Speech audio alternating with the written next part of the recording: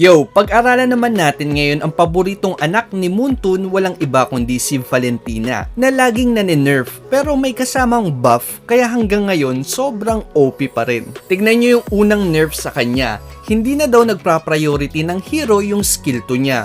Pero kapalit nito, tumaas yung magic scaling ng skill 1 niya at umiksi yung cooldown ng ulti niya. Tapos naging scaling yung lifesteal ng passive niya pero halos dumoble naman yung XP na bigay nito. Nerf daw yan sabi dito pero para sa akin parang mas buff pa siya. Sunod na nerf, binalik sa dating cooldown yung ulti niya. Actually mas maiksi pa nga to kaysa dati. Tapos kapalit nun, tumaas naman yung late game damage ng skill 1 niya at take note, kakabuff lang ng magic scaling nito last patch kaya mas kakatito dahil dito. Tulad last patch, sabi nerf daw siya pero buff pa rin to eh. Tapos sa latest patch naman natin, mas pinababa na yung early game scaling ng passive niya na napakagandang nerf para mabalance si Valentina. Kaso pinataas naman yung early game damage ng skill 1 niya.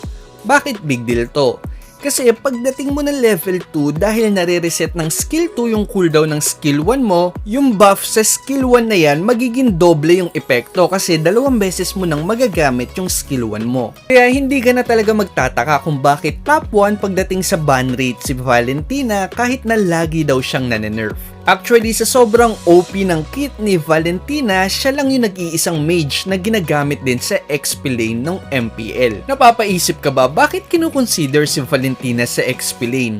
Yung mga requirements kasi ng skills niya, perfect para sa XP lane.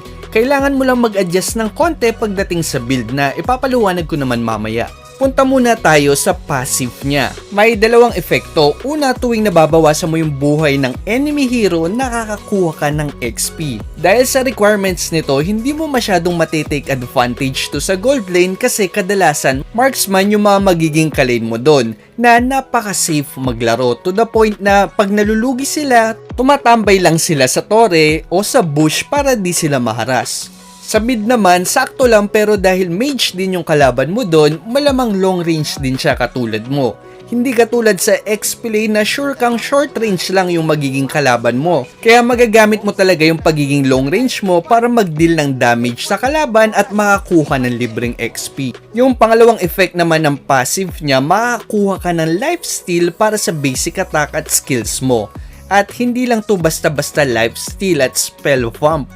Kasi 32 to 60% to. Para mas ma-appreciate nyo kung gaano siya kalaki yung concentrated energy, 25% lang yung magic lifesteal nun. Compare sa passive ni Valentina na umaabot ng 60%. Sobrang layo, di ba? Pero syempre, para hindi naman sobrang OP, may requirement pa din bago matrigger yan. Gumagana lang to pag kasing level mo o mas mababa yung level sa'yo ng target mo. At ito din yung isang rason kung bakit nilalagay sa XP lane si Valentina. Para lagi siyang nauuna sa level at matake advantage niya kagad tong napakalaking lifesteal na to. Tignan nyo dito, wala pang 2-minute mark pero level 4 na kagad si Valentina. Habang yung mga kalaban niya level 3 lang, yung jungler lang ng kalaban yung naging level 4. Take note na Yuzong pa yung kalay niya dito sa XP lane. At dahil lamang na lamang nga siya sa level, kaya gamit na gamit niya yung lifesteal na bigay ng passive niya. Kahit sino pa yung maging target niya. Hindi kasi naagip ng camera yung skirmish sa XP lane, kaya hindi ko mapakita sa inyo kung gaano kalaking tulong ng sustain na to. Pero tignan nyo na lang dito sa minimap kung paano makipagsabayan sa sustain si Ureshi sa Esmeralda ni Dilarsky. Yung pulang bilog sa mukha ni Valentina, yan yung life indicator. Tignan nyo naman kung paano biglang mapupuno yan.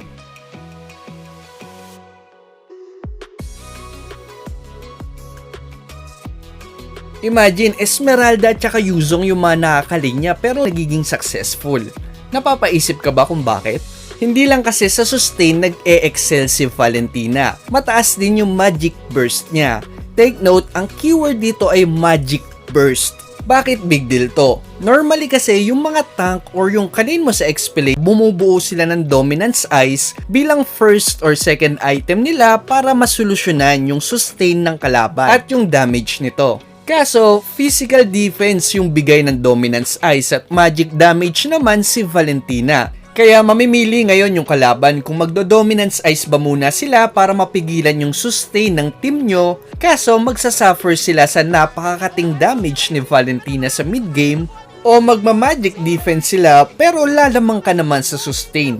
Kaya napaka-OP sa XP lane ni Valentina, lalong-lalo na kung hindi marunong mag-optimize ng build yung kalaban, yung tipong kung ano lang yung recommended, yun lang yung binibili nila. Bukod sa sustain at burst, isa pang asset ni Valentina sa XP lane ay yung mobility niya. Double dash yung skill to niya, kaya pag tinalunan ka ng kalaban lalo na sa laning phase, magda-dash out ka lang tapos mapopoke mo pa sila. At dahil XP laner ka, sure na angat yung level mo, kaya babalik lang din yung buhay mo dahil sa passive lifesteal mo. May flicker ka pa, kaya triple dash na to kahit madalawan ka, ang daling makatakas. Tignan nyo dito, Johed at Yusong na to.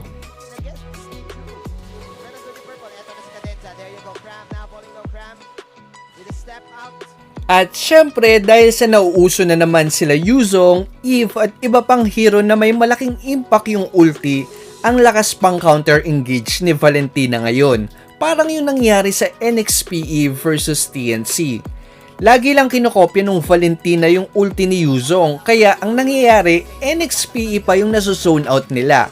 Tignan nyo, hirap silang kumontes ng turtle dito.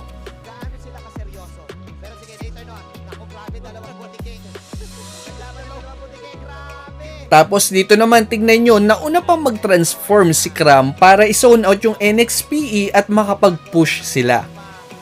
Para mas maintindihan pa si Valentina, lipat naman tayo sa mechanics niya. Ang interesting sa kanya, kaya niyang kopyahin yung ultimate at basic attack ng kalaban. Kaya ang tanong ngayon, paano kung physical damage yung nakopya mong ultimate? Di ba mage si Valentina? Hindi ba mababa yung damage pag ganun? Ang sagot ay tataas pa rin yung damage ng ultimate na nakopya mo kasi yung magic power niya nako-convert sa physical attack pag physical damage yung nakopya mo. Ako yung bigyan ng idea kung ano ba yung dalawang bagay na dapat nyong i-consider bago nyo kopyahin yung ultimate ng mga tank. Importante to kasi sa tagal ng cooldown ng ultimate mo, isang beses mo lang siya magagamit sa clash. Kaya kailangan mo talagang pag-isipan kung ano yung dapat mong kopyahin. Para sa akin, yung dalawang bagay na dapat mong i-consider ay una, kung madali bang i-pull off o gamitin yung ultimate na kokopyahin mo. Pangalawa, yung risk factor niya. Gaano ba ka-risky para magamit mo to ng tama? Example, para sa akin, ang the best kopyahin na ultimate pang set ay yung kay Mino. Kasi una, madali siyang i-pull off. Pag kopya mo kasi sa kanya, hindi mo na kailangan ng rage. Pag nag-ulti ka, diretso knock-up na kagad yung kalaban. Pangalawa, hindi siya risky dahil sa dalawang bagay. Una, sobrang lawak ng reach niya. Pangalawa, lahat ng lalapit sa'yo mananock up kaya mahihirapan silang targetin ka habang nag-uulti ka.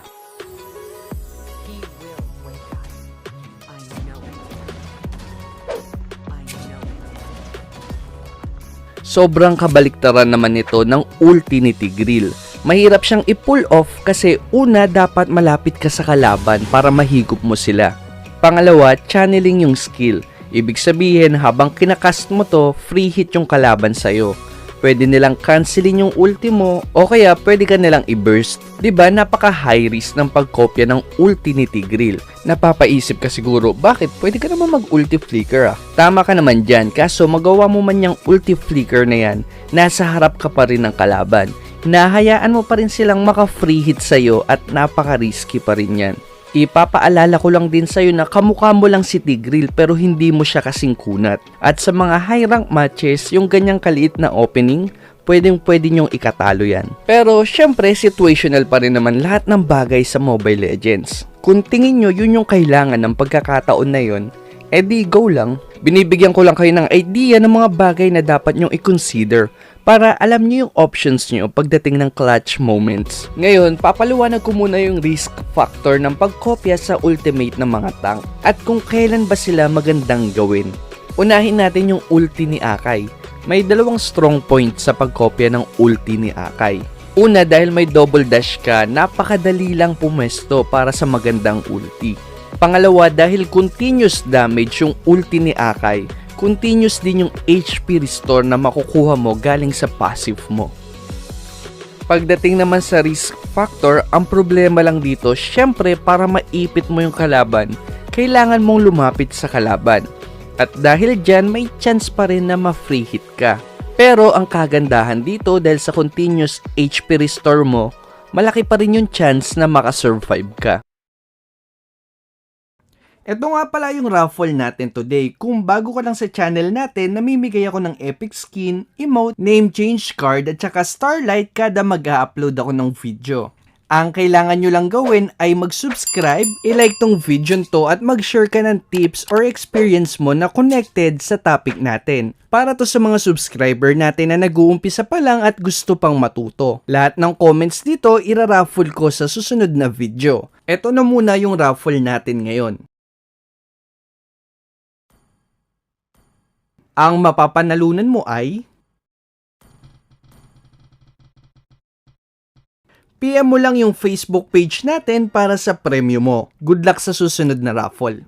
Kay Franco naman, maganda sana ang gayahin yung ultimate niya laban sa mga malilikot na hero. Tulad nila Ling, Hayabusa, Lancelot o kaya kahit kay Fanny. May dalawang problema lang kaya napaka high risk niya. Una, hindi tulad ni Akai na maraming pwedeng ma-disabled. Si Franco, isa lang yung pwede niyang i-disable. Ibig sabihin may natitira pang 4 na hero na may potensyal na pumatay sa'yo.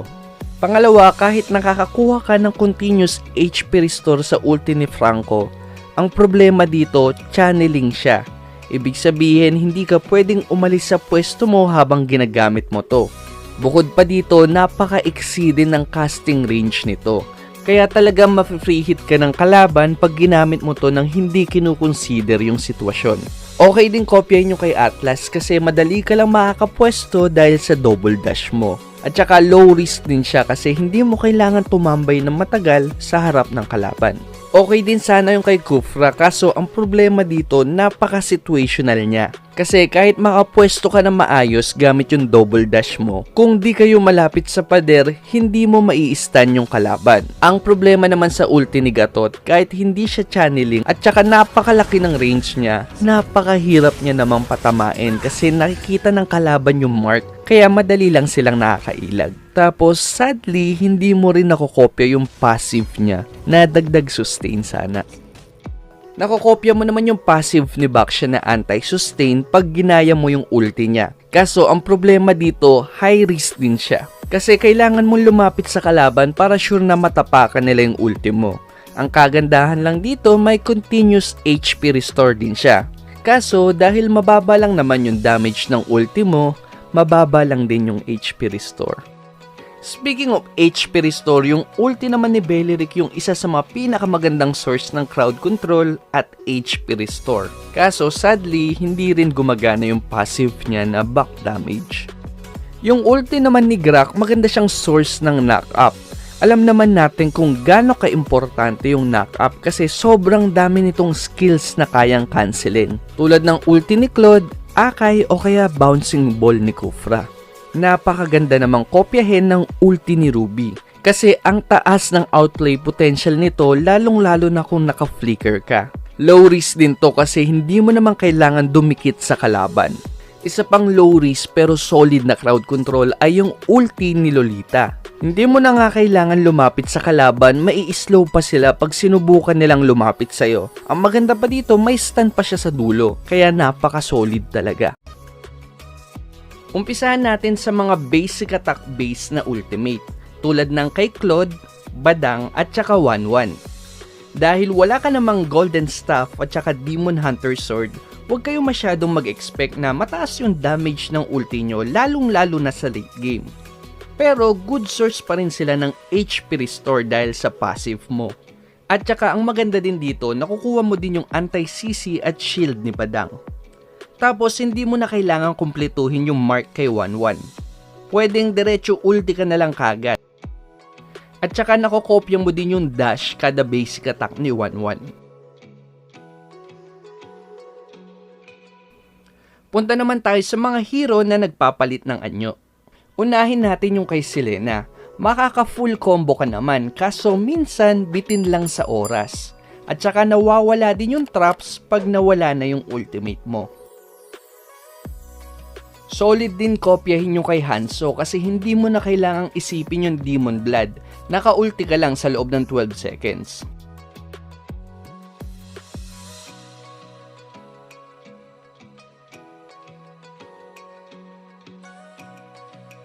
Goods na goods din yung kay Glue lalo na pag low HP ka. Kasi nagpapatong yung HP restore ng passive mo at saka ng ultimate ni Glue. Makukuha mo din yung skill 1 at skill 2 niya para pang display sa kalaban. Yung kay Johnson, pwede ka magsakay ng kakampi. Kaso pag naubos na yung 12 seconds, babalik ka na sa dati mong anyo. Kaya hindi siya ganun kaganda pag maglo-long drive ka.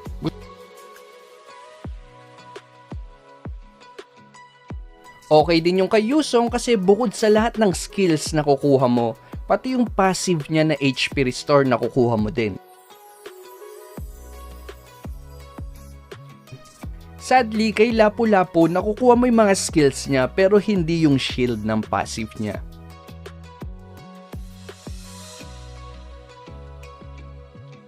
Nakukuha mo din yung full skills ni Roger kaso ang issue ko dito, dahil naka-mage build ka, baka hindi ganun kataas yung damage at attack speed ng basic attack mo. Kay Leomord naman, kahit hindi mo makuha yung kabayo, pagka-ulti mo, matik na magpapalit na din yung skill 1 at skill 2 mo. Tapos magpapalit ulit yan pag nasagasaan ka na ng kabayo. Kay Sax naman, pag nag-ulti ka, ikaw mismo yung magiging Jumbo Alien. Sadly, hindi niya nai-inherit yung ibang skills at hindi ka rin pwedeng gumamit ng skills hanggat hindi ka lumalabas sa Jumbo Alien mo. Dito sa part na to, gusto ko lang yung bigyan ng information about sa ibang ulti. Isa sa mga paborito kong gayahin ay yung kay Benedetta. Kasi bukod sa nagagaya mo yung ulti niya, nagagawa mo din yung charge dash.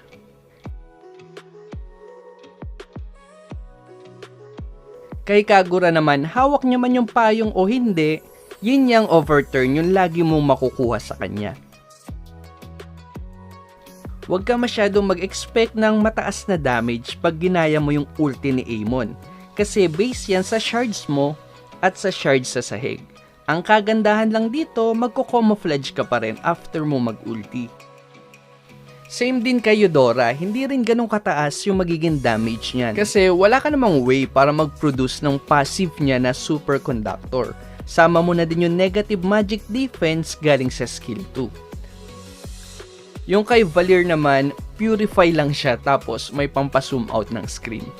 Kay Harit, napakalaking pailaw at saka slow yung ulti niya.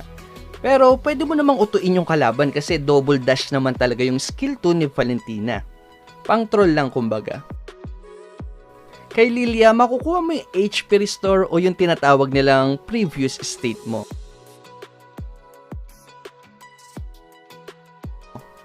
Kay Popolin Koopa, makukuha mo yung pampatuli ng takbo at saka yung attack speed. Pero sadly, hindi lalabas si Koopa.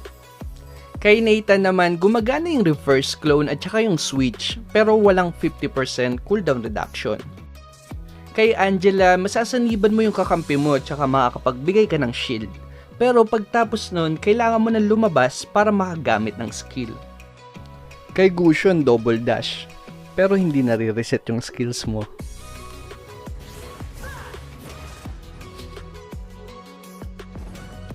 Yun na lang muna siguro sa ultimate. Hindi ko na sinama yung mga obvious naman na maganda talaga. Punta naman tayo ngayon sa skill 1. AoE damage siya na naglalagay ng mark sa kalaban. Tapos mateterrified yung mga may mark na kalaban pag tinamaan ulit sila ng skill 1 mo sa loob ng 4 na segundo. Kaso ang problema dito, 5 segundo yung cooldown ng skill 1 mo.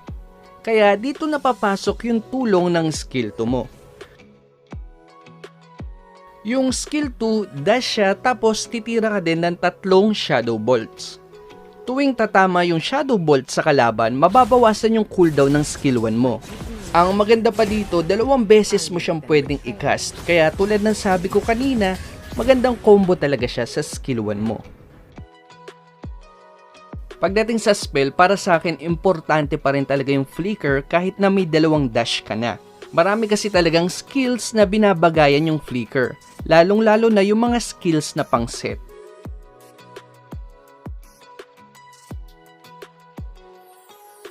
May 2 build ako nakikita pagdating sa XP Lane Valentina. Una, yung burst build na laging ginagawa ni Yureshi. Clock of Destiny tapos Lightning Truncheon combo para sa burst damage. Tapos dumediretso siya ng Genius 1 para sa Magic Def Reduction. Tapos tuloy-tuloy lang na magic item depende sa pangangailangan mo.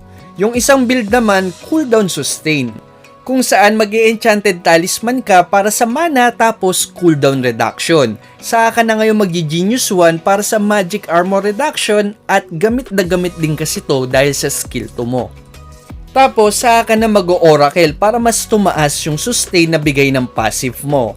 Kahit mag-Dominance Ice yung kalaban o mag-Durance, mataas pa rin yung lifesteal na makukuha mo. Bukod pa dyan, may bigay din tong Magic Def at cooldown reduction, kaya 35% kagad yung cooldown reduction mo.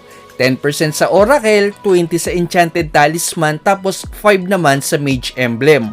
Para makumpleto yung 45% cooldown reduction, pwede kang mag-cooldown boots, saka mag-Holy Crystal o kaya Divine Glaive.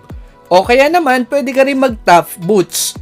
Para sa pampakunat at tenacity, saka ka na mag-Lightning Truncheon kasi may 10% cooldown reduction din yon.